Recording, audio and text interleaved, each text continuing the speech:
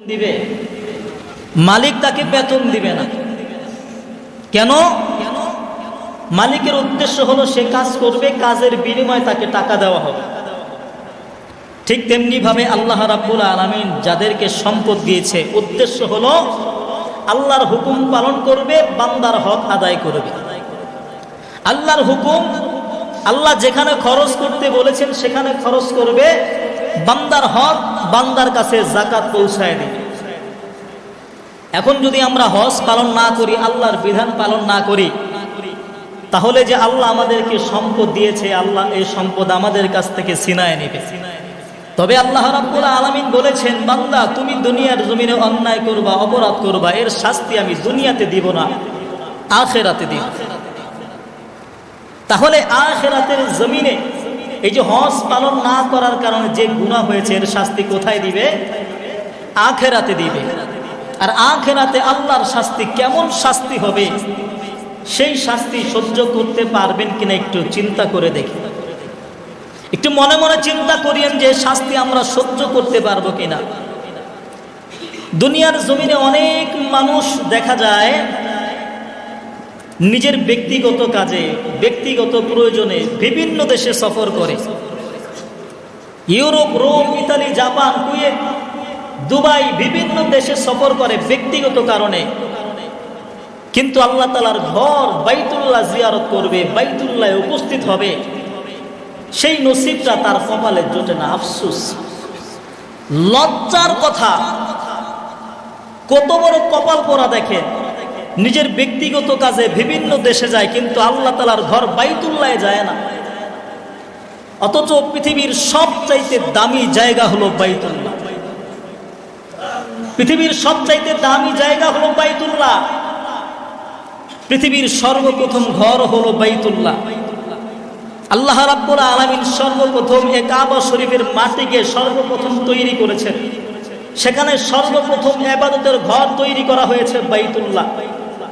এটা হলো পৃথিবীর সবচাইতে মধ্যখানে অবস্থিত। আল্লাহর নবী সাল্লাল্লাহু আলাইহি ওয়াসাল্লাম ওই সমস্ত লোকদের ব্যাপারে কঠোর হুঁশিয়ারি দিয়ে আল্লাহর নবী বলতেছেন, ক্বালা রাসূলুল্লাহি সাল্লাল্লাহু আলাইহি ওয়াসাল্লাম, মান মালাকা যাদান আও রাহিলাতান তাবলুগুহু ইলা বাইতিল্লাহি তাআলা ওয়া লাম ইয়াহুজ্জা ফালা আলাইহি আন ইয়ামুতা ইয়াহুদিয়ান আও নাসরানিয়া। আল্লাহর নবী সাল্লাল্লাহু আলাইহি ওয়াসাল্লাম বলতেছেন, যে সমস্ত ব্যক্তিদেরকে আল্লাহ রাব্বুল আলামিন হজ করার মতো সামর্থ্য দিয়েছে, তৌফিক দান করেছেন, আর তারা যদি হজ আদায় না করে, এমতো অবস্থায় যদি তারা মারা যায়, তারা ইহুদি হইয়া মারা যাক কিংবা খ্রিস্টান হইয়া মারা যাক, আমি রাসূল তাদের ব্যাপারে কোনো পরোয়া করি না। কত বড় কঠিন, কত বড় কঠিন কথা আল্লাহর নবী বললেন, যে যেই ব্যক্তির উপর হজ ফরজ হইল আর সে হজ আদায় করল না, এমতো অবস্থায় সে মারা গেল, সে ইহুদি হইয়া মারা যাক বা খ্রিস্টান হইয়া মারা যাক, আমি রাসূল তার ব্যাপারে কোনো পরোয়া করি না। তার মানে কি রাসূল দোয়া করলেন নাকি বদদোয়া করলেন?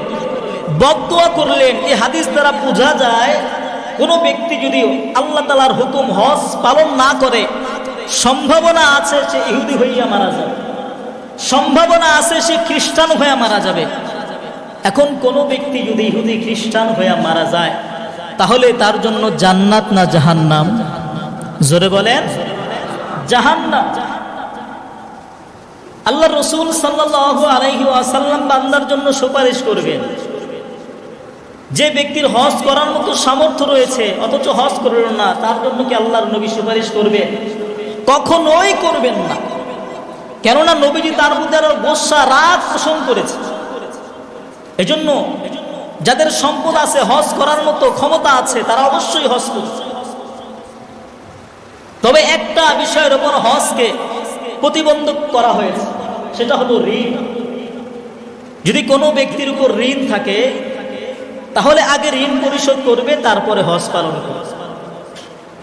আগে ঋণ পরিশোধ করবে, তারপরে হজ আদায় করবে। কেননা সে যদি ঋণ পরিশোধ না করে, হজে যাওয়ার পরে সে যদি মারা যায়, তাহলে তার ঋণ পরিশোধ করবে। এক্ষেত্রে আগে ঋণ পরিশোধ করতে হবে, তারপরে হজ। কিছু কিছু মানুষকে দেখবেন তারা চিন্তা করে যখন বৃদ্ধ হব, বয়স্ক হব,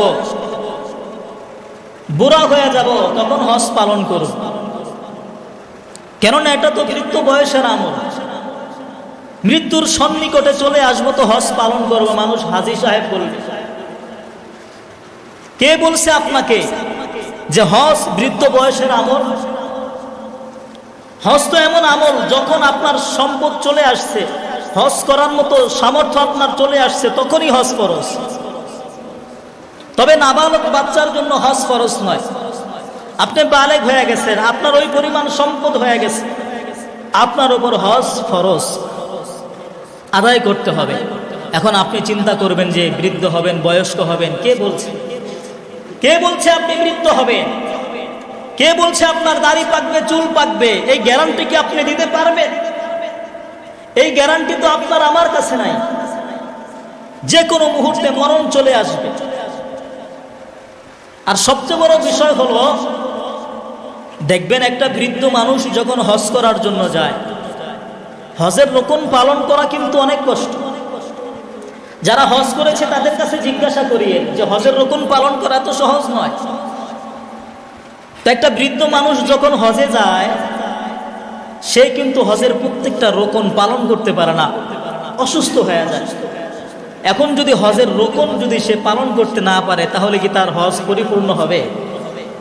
পরিপূর্ণ হবে না। কিন্তু একটা জোয়ান মানুষ যখন হজ করার জন্য যাবে, হজের প্রত্যেকটা রকম সে ভালোভাবে আদায় করতে পারবে। কেন?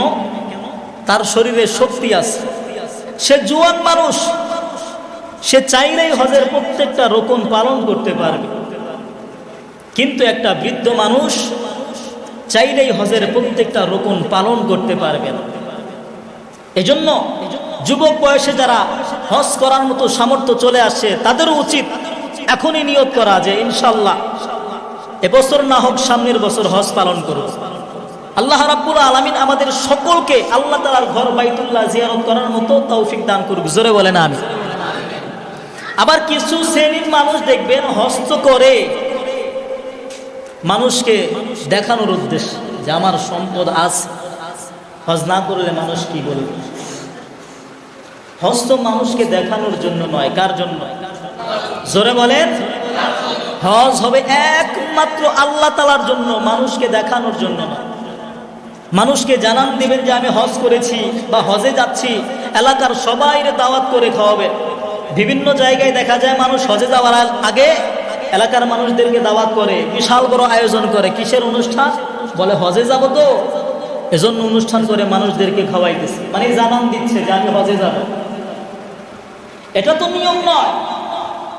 হজ হবে আল্লাহ তাআলার জন্য, আল্লাহকে খুশি করার জন্য। এখন হজে গেলেন, তো হজে যাওয়ার পরে যেভাবে আল্লাহকে ভয় করেছেন, আল্লাহ তাআলার ভয় ভিতরে ছিল, নিজের দেশে আসার পরে সেই ভয়টা আছে কিনা সেটাও চিন্তা করতে হবে। দেখা গেল সেখানে আমল করলেন, আর বাড়িতে আইসা মানুষকে ডাক দিয়ে বলবেন, এই আমি হাজী সাহেব হজ করে আসছি, ওই আমাকে তো তোমরা দাওয়াত দাও না, বড় বড় মুরগার রান আমাকে খাওয়াও না কেন? আমি তো হজ করে আসছি। মানুষদেরকে দাওয়াত দেয়, জমজমের পানি দেয়, খেজুর দেয়, বলো নাও বাসায় নিয়ে তুমিও খাইবা, পরিবারকে খাওয়াইবা, আমি হজ করে আসছি।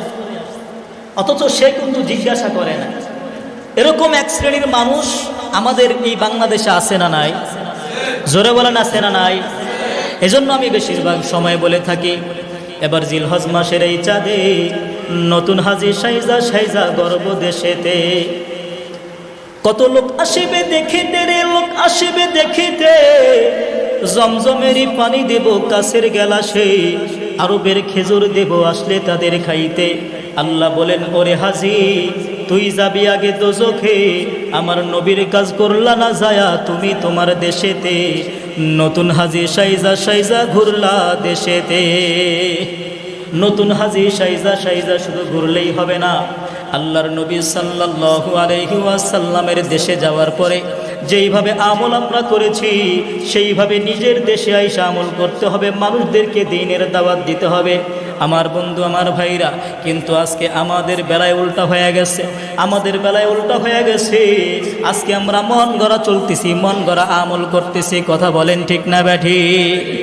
আমার বন্ধু আমার ভাইরা, আমি আপনাদের কাছে বলতে চাই, আল্লাহ রাব্বুল আলামিন বলেন, বান্দারে দেখানোর জন্য আমল কইরা কোনো লাভ হবে না, দেখানোর জন্য আমল করলে কোনো ফায়দা হবে না। তোমরা যদি দেখানোর জন্য আমল করো, সেই আমলটা আমি আল্লাহ রাব্বুল আলামিন কবুল করব না। তোমাদের আমলটা হইবে একমাত্র আমি আল্লাহ তাআলার জন্য। কথা বলেন ঠিক না ব্যাঠিক? এখন মুসলমান ভাইরা আমার, সম্পদ আল্লাহ দিল, হজ পালন করি না। আমার বন্ধু আমার ভাইরা রে, যদি জিজ্ঞাসা করা হয় বান্দারে তুমি কেন হজ পালন করো না, ওই বান্দা ডাক দিয়া বলে, কেমনে হজ পালন করবো, এত টাকা খরচ হয়ে যাবে। আমার বন্ধু আমার ভাইরা, একটু বিছানার সঙ্গে বালিশের মধ্যে মাথাটা লাগাইয়ে